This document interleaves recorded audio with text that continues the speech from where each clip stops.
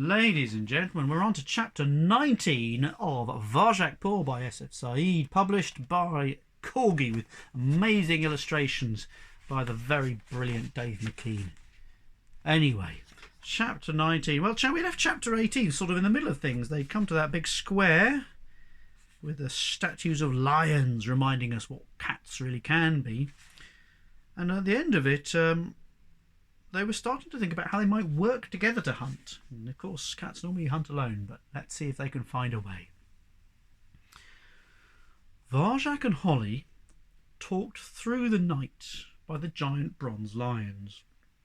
There was nothing to distract them but the fountain's trickle and the birds trilling. It was strange at first. No one else had ever wanted to talk about hunting before. Varjak could still barely believe that someone his own age was interested in it and not scentless kitten games like Jay and Jethro and Jerome. But it was true.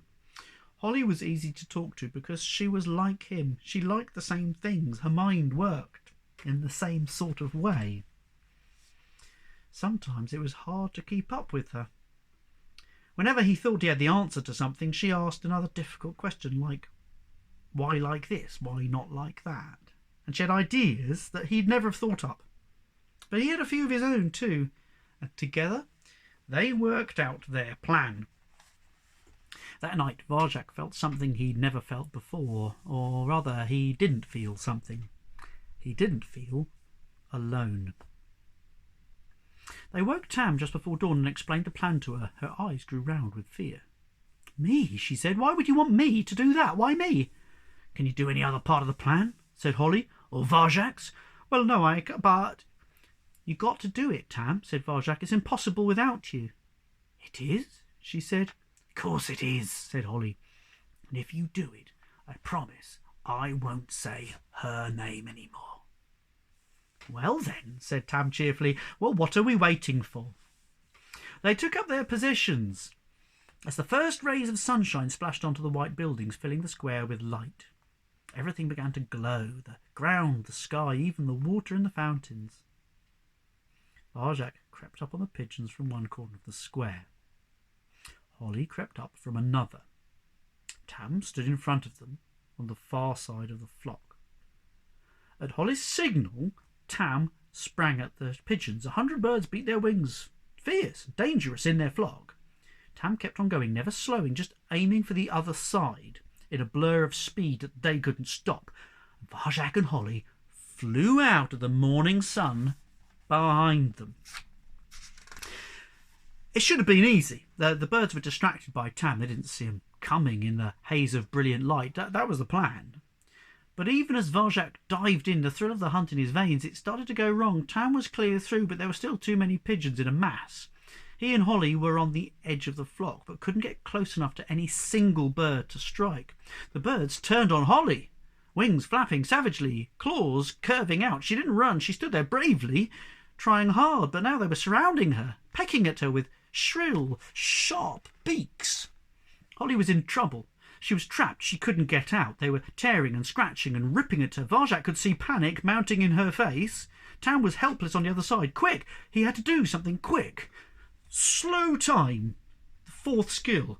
Everything will seem to slow down around you, but you will be fast. You will be faster than anything. Would it work in the real world? He breathed in. 2, 3, 4. Out. 2, 3, 4. And the wings slowed down. Varjak could see each beat, each claw, as if in slow motion. He dived after Holly into the mass of birds, moving smoothly through the chaos, making them fly apart just for a moment.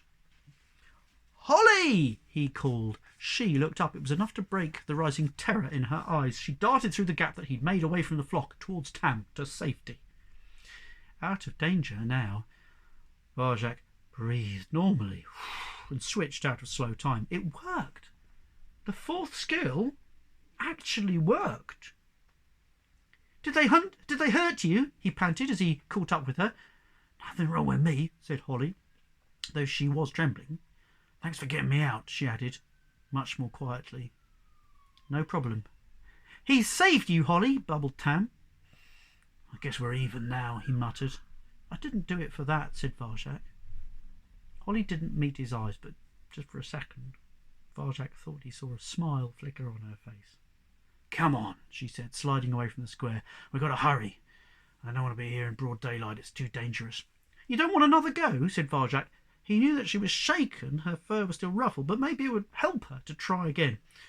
Why bother, she said, padding through the city. The plan didn't work. It was a stupid idea. No, it wasn't, said Varjak, keeping pace with her, ahead of Tam. You did everything you could. How about me, said Tam. Did I do all right, Varjak? You were great. You were. Both of you were really great. I was great, beamed Tam. There were just too many of them this time, said Varjak, but it doesn't mean that it's impossible. Yeah, maybe, said Holly, picking up the pace. Maybe if we tried it another way.